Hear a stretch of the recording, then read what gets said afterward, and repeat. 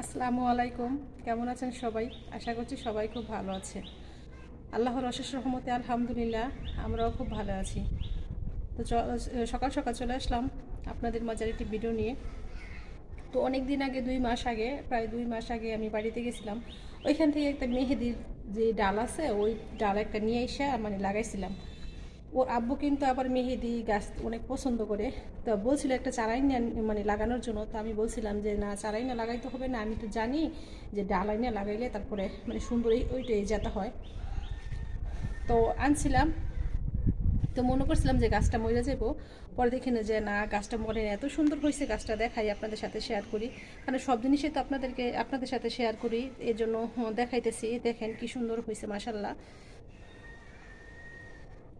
আমি মনে করছিলাম যে গাছটা মরে যাইব, পরে দেখি যে না, গাছটা মরে নেই, একদম মানে বৃষ্টি আসছিল, পরে একদম সুন্দর এরকম পাতা গজাইছে, অনেক সুন্দর হয়েছে গাছটা, মাশাল্লাহ। তো এই গাছে এই ফুল, মেহেদির ফুলের গ্রান কিন্তু অনেক সুন্দর, মানে অনেক সুন্দর গ্রান হয়।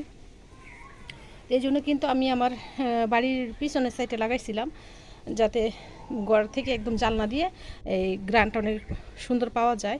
আর এখানে কিন্তু অনেকগুলো সুপারি গাছ আমি সিরিয়াল মতো লাগাইছিলাম। পিছনে একটা ওয়ালবরির চারা লাগাইছি, তারপর ওইখান দিয়ে একটা আতা ফুল চারা লাগাইছিলাম। তো মাশাল্লাহ আমার সবগুলো চারাই কিন্তু অনেক সুন্দর তাজা হয়েছে। তাজা বলতে জাতা হয়েছে আর কি। তো সকালে ঘুম থেকে উঠে দেখি কি সুন্দর একটা ফুল ফুটছে, জবা ফুল। জবা ফুল কিন্তু এমনি তো অনেক সুন্দর লাগে, ভালো লাগে দেখতে। তো এই জন্য আমি দেখাইলাম কি সুন্দর, কিন্তু ফুলটা অনেক সুন্দরই কিন্তু ফুটছে, দেখেন। তো এখানে কিছু আবার ধনিয়া পাতাগুলো যে আছে, যে বিলাতি ধনিয়া পাতা বলো, ওইগুলো কিন্তু আমি লাগাইছিলাম। আর ওই যে মরিচ গাছটা কিন্তু আমি বিকেলে লাগাই দিয়েছিলাম, বিকেলবেলা।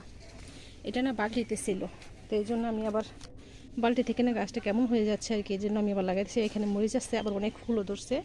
আর ওইখানে একটা লাগাইছিলাম মরিচের চারা।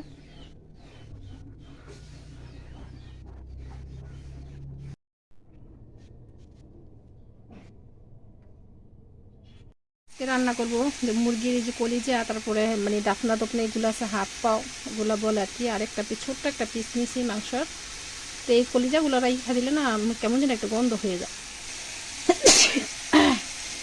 সেই জন্য এগুলো রান্না করে দিব, ভুনা করে দেবো।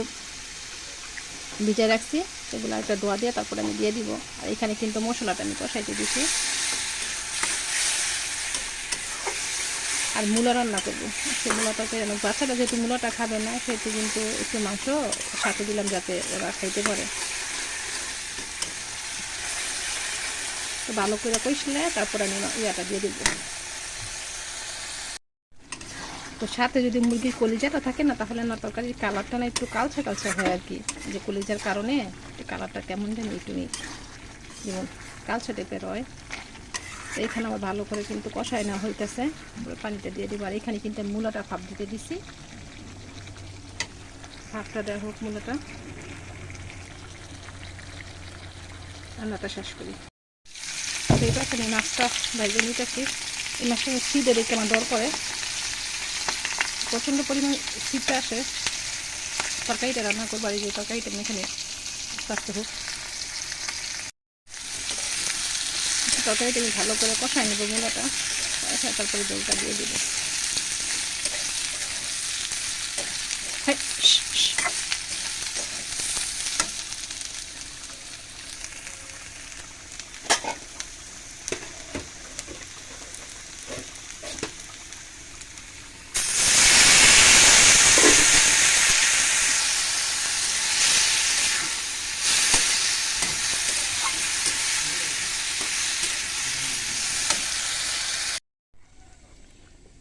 জিরার পাখিটা দিয়ে দিই।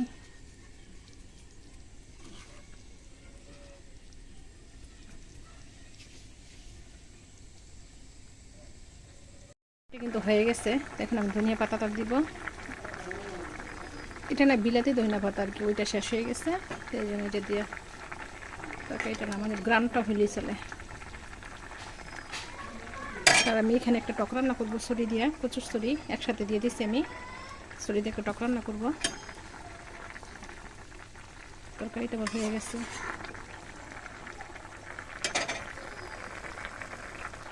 বাহিরে মনে হইতেছে বৃষ্টি আসবে, অন্ধকার হয়েছে। তরকারি রান্নাটা সেরে নেই। তালের বড়া বানাবো। তো এখানে আমি তালটা কিন্তু ডিপে ছিল আর কি, ফ্রিজে ছিল, আমি নামায় রাখছিলাম। আর নারিকেল, কি সুন্দর একটা তালের গ্রান, তাল আর নারিকেল একসাথে আর কি নামায় রাখছিলাম আমি। এখানে ময়দা দিয়া চিনি দিয়া তারপর গুলা নিব।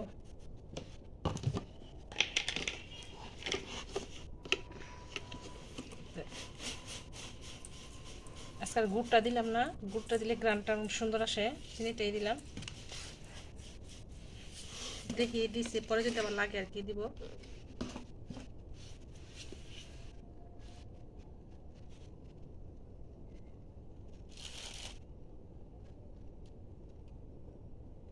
একসাথে না খাইনি।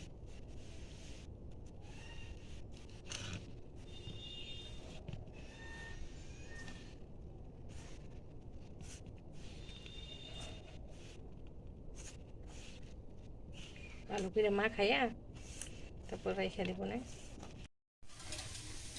এই তো আমার তালের বড়াগুলো কিন্তু আমি দিয়ে দিছি। তো আস্তে আস্তে সুন্দর করে ভাজাটা হবে। তো আমি একটু ছোট ছোট করে কিন্তু দিছিলাম, তো এখন না দেখি বড় হয়ে গেছে।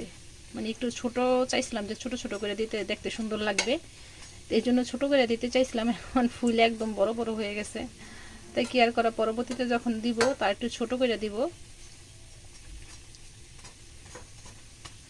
গ্রানটা কিন্তু অনেক সুন্দর আসতেছে আর কি, যেহেতু তালটা সাথে দিছি। আর তেলের যে কোনো পিঠা হোক, যে কোনো কিছু হোক আর কি, যে এই গ্রানটা কিন্তু অনেক সুন্দর আসে। আস্তে আস্তে হোক। তো আমি কিছু উঠাই নিছি, আবার দিয়ে দিই।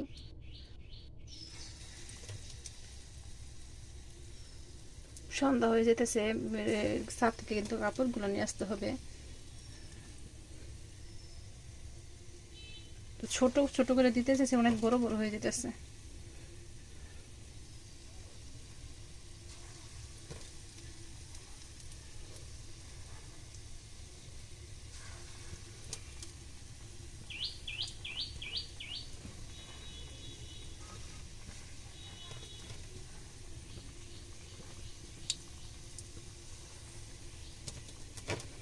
তেলের খাবার, তেলের জিনিস, তেলের পিঠা, যে কোনো কিছু কিন্তু এত সুন্দর একটা গ্রান আসে, মানে গ্রানটাতে একদম পেট ভরে যায়।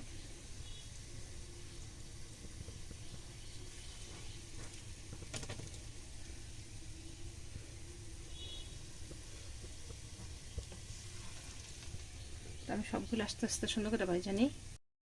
তো এই তো আমার বড়াগুলা মানে বানানো হয়ে গেছে, অল্প কিছু পরিমাণ রয়েছে, দিয়েছি কিছু।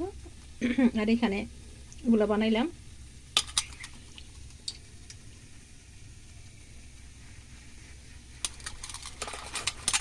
একদম কিন্তু মচমচে হয়েছে, আর গরম গরম খাইতে কিন্তু এমনি অনেক মজা। একদম কি বলবো, অনেক মচমচে হয়েছে, গরম। তাই তো কিছু দিয়ে দিচ্ছি আবার চুলায়। সন্ধ্যা হয়ে যেতেছে, কাপড়গুলো নিয়ে এসে নিয়ে তাড়াতাড়ি।